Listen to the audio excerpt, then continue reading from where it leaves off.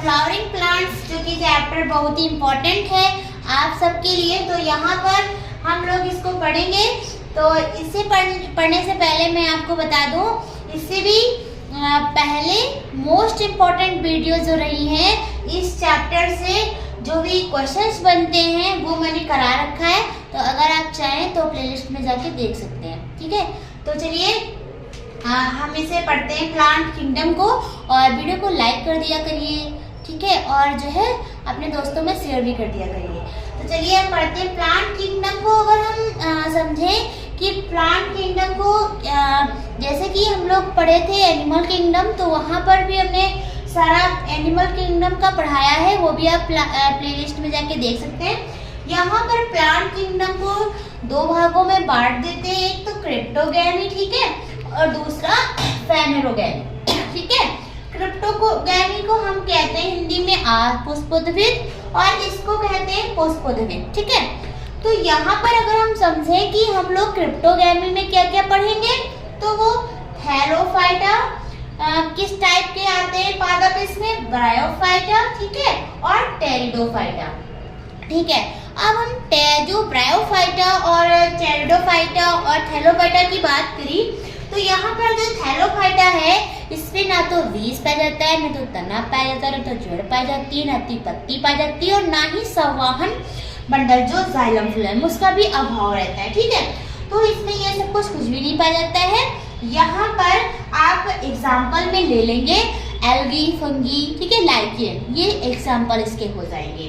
अब अगर हम बात करें ब्रायोफाइटा की, तो ब्रायोफाइटा जो होता है, ये जो ब्रायोफाइटा है इसमें ऐसे पादप आते हैं जो कि एम्फीबियंस प्लांट्स, जैसे कि वो जल में भी उग सकते हैं, और कहाँ पे, जो आपका भूमि है वहां पर भी। जैसे कि एक प्लांट का नाम आप लोगों ने सुना होगा, मोसेस, ठीक है। इस प्लांट का जो पौधा होता है इसमें मतलब जो पादप रहेगा वो इसमें आएगा, ठीक है, पादप है ना। और ये क्या होते हैं, जल और भूमि दोनों पर ही जो है उग सकते हैं। तो आपने थैलोफाइटा के विषय में जाना, ब्रायोफाइटा के विषय में जाना। बात करें हम टेरिडोफाइटा की, तो इसमें बीज और पुष्प को छोड़ के, बीज और पुष्प नहीं होता है, बाकी तना, जड़, पत्ती, संवहन तक ये पाए जाते हैं। जैसे कि फॉर एग्जाम्पल फर्न का जो पादप है, यहाँ पर आपने फर्न में देखा होगा पत्ती और ये जो तना, जड़, ये सारा प्रेजेंट होता है, ठीक है। तो हमने यहाँ पर ब्रायोफाइटा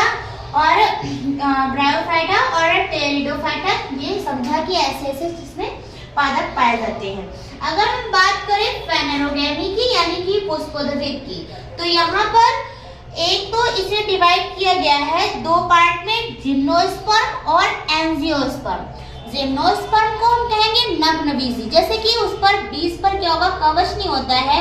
जैसे कि साइकस का प्लांट, उससे क्या बनता है, साबूदाना। आप लोगों ने साबूदाना तो खाया होगा, है ना, वो।